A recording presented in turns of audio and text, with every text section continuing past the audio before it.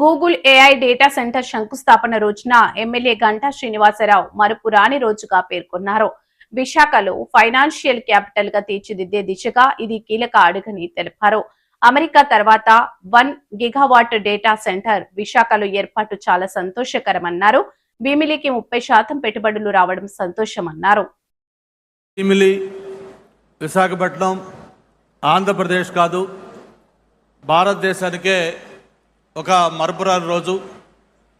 మనకి ఏదైనా ఒక చిన్న సమాచారం కావాలన్నా, లేదు ఒక డౌట్ వచ్చినా, ఏ విషయం మనకు తెలుసుకోవాలన్నా మనం ముందు చూసేది గూగుల్.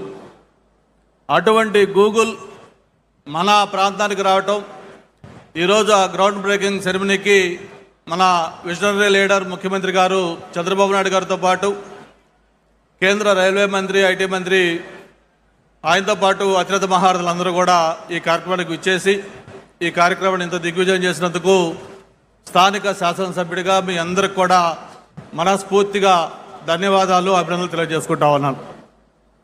విశాఖపట్నం ఒక సిటీ ఆఫ్ డెస్టినీ, ఒక హ్యాపెనింగ్ ప్లేస్, ఒక ఫైనాన్షియల్ క్యాపిటల్, ఏషియాలోనే ఫాస్టెస్ట్ గ్రోయింగ్ సిటీ.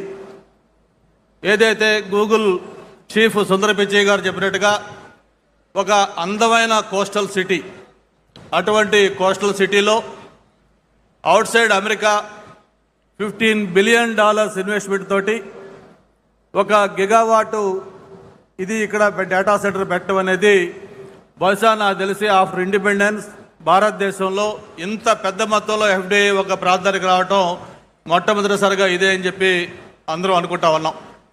అటువంటి ఒక హిస్టారికల్ ఈవెంట్కి ఇది వేదిక కావటం, మరి అందరూ కూడా పాల్గొనేందుకు మరొకసారి మనస్ఫూర్తిగా ధన్యవాదాలు తెలియజేసుకుంటూ, మామూలుగా గౌరవ ముఖ్యమంత్రి గారు కానీ, లేకపోతే యువ నాయకులు లోకేష్ బాబు గారు కానీ, వేదికపైన ఇతర పెద్దలందరికీ కూడా తెలిసిన విషయమే. ఏదైనా ఒక విజన్ ఉంటే దానికి యాక్షన్ కానీ తోడైతే అది ఒక reality. Vision with action can change the world. ఆ యాక్షన్ కానీ లేకపోతే అది కేవలం ఒక థియరీగా ఉంటుంది. మరి ఈరోజు దేశంలోనే ఒక టాలెస్ట్ లీడర్, అంత పొలిటికల్ ఎక్స్పీరియన్స్ ఉన్న వ్యక్తి, ఎన్నో సంక్షోభాలు, ఎన్నో అవకాశాలు అన్నీ కూడా చూసిన వ్యక్తి, 28 సంవత్సరాలకే శాసనసభ్యుడిగా, 30 సంవత్సరాలకే మంత్రిగా, 3 సార్లు ప్రతిపక్ష నాయకుడిగా, 4 సార్లు ముఖ్యమంత్రిగా, తను సూచించిన వ్యక్తులు ప్రధానమంత్రులుగా, ప్రెసిడెంట్లుగా భారతదేశ రాజకీయాల్లో ఒక కీలక పాత్ర పోషించిన వ్యక్తి నారా చంద్రబాబు నాయుడు గారు. ఆయన ఏంటో ఈరోజు మనం కొత్తగా చెప్పుకోనవసరం లేదు. ఎవరైనా ఉమ్మడి ఆంధ్రప్రదేశ్లో హైదరాబాద్ నగరానికి వెళ్తే ప్రతి ప్రాంతంలో, ప్రతి చోట కూడా చంద్రబాబు నాయుడు గారి ముద్ర స్పష్టంగా కనిపిస్తూ ఉంటుంది. అది ఒక అంతర్జాతీయ విమానాశ్రయం కావచ్చు, లేకపోతే ఒక ఓఆర్ఆర్ కావచ్చు, లేకపోతే ఒక జినోమ్ వ్యాలీ కావచ్చు, లేదు ఈరోజు ఏదైతే ఒక సైబరాబాద్గా తెలంగాణ ప్రాంతానికి అత్యంతగా ఇన్కమ్ తెచ్చే గ్రోత్ ఇంజిన్గా ఉన్న సైబరాబాద్ కావచ్చు, ఇవన్నీ కూడా మనకి చరిత్ర చూపిస్తున్న సాక్ష్యాలు. మరి నాకు తెలిసిన చాలామంది మిత్రులు అడుగుతూ ఉన్నారు, ఏంటి ఆంధ్రప్రదేశ్లో ఈ లాస్ట్ 20 మంత్స్లో చేంజ్ ఏమవుతుంది, ఎందుకు ఈ మార్పు జరుగుతూ ఉంది? భారతదేశానికి ఏదైనా ఇన్వెస్ట్మెంట్స్ వస్తే గతంలో మహారాష్ట్ర, తమిళనాడు, గుజరాత్, లేకపోతే తెలంగాణ లాంటి ప్రాంతాలకు వెళ్ళాయి. కొత్తగా ఎందుకు ఈ 20 నెలల్లో ఎవరన్నా వస్తే ఆంధ్రప్రదేశ్ చూస్తున్నారంటే ఇక్కడ జరిగిన మార్పు 20 నెలల్లో ఒకటే.